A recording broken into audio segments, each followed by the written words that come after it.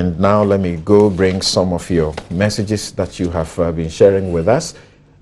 We need to also let you know that we are live on Facebook on the Joy FM and Joy News page. So you can go there and follow us. Of course, if you're using a DSTV, you can join us on channel 421. 421.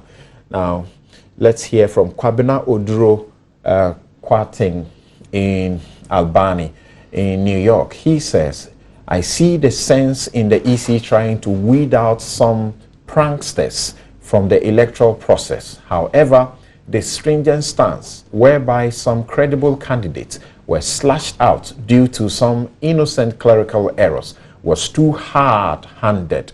We have all made mistakes filling out forms, and such issues must be addressed as such. The EC must reconsider its stance. Well, the EC seems to be really enjoying a lot because there's a survey that says that 60% of Ghanaians endorse the EC's work. 66. Musa Abattoir, you said? 66%. Sorry, 66%.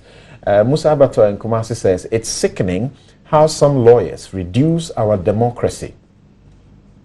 Is press conference the appropriate place to make your case? EC boss has thrown the challenge. What are they waiting for? Okay, so you are referring to a particular lawyer who held the press conference, but you don't know if it is a party that held the press conference, but because he's a lawyer, he was there with them. Sofo Yamusa in Kumbungu says that the path taken by the Electoral Commission is dangerous for Ghana's democracy. Imagine either NDC or MPP or both were disqualified. What do you think would have happened to Ghana? In my candid view, EC should reconsider the disqualified candidates and allow Ghanaians to flush out the unwanted ones on December 7.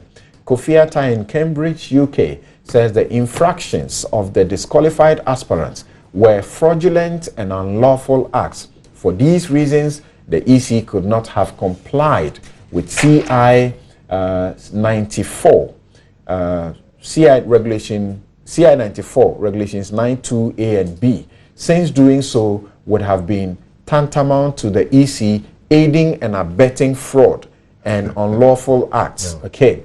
Bediako at Fawadi in Kumasi says that the EC's approach to these disqualifications is if allowed to stand, will set a dangerous precedent for future elections. Michael Amening in UK says the disqualification of Edward Mahama, Nana Konedu and Papa Kwesi Indum is very unfortunate and regrettable, and for the sake of the future of Ghana, I urge them to bury their individual egos and join forces with the NPP. What an interesting point there.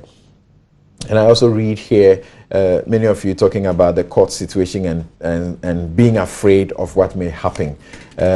Well, let's see how it goes. But I'm sure the court is up to the task.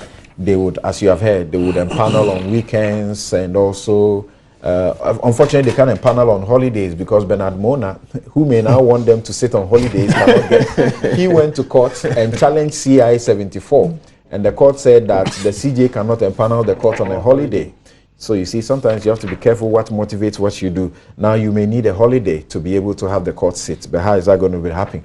Court also, the JUSAC, they are threatening strike starting end of this month, isn't it? Okay, so a lot has to be done. I thought I read somewhere that they said 21st. Oh, I see. Let's hope it does. Yes, 21st. Let's hope it doesn't happen, because if it did, a lot of things will definitely be difficult. And how is the EC going to print the ballot papers if you printed them now and then later these people are restored? How is it going to fix them back on the ballot? A lot of inconvenience will happen. But so let's act fast. Thank you.